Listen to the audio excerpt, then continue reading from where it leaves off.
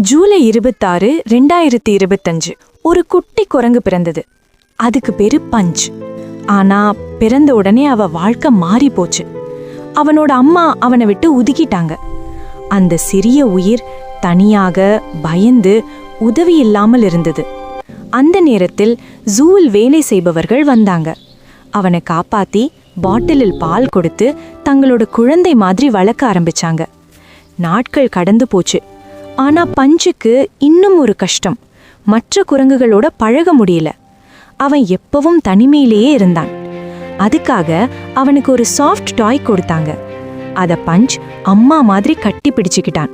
அந்த டாய் தான் அவனுக்கு தைரியம் கொடுத்தது.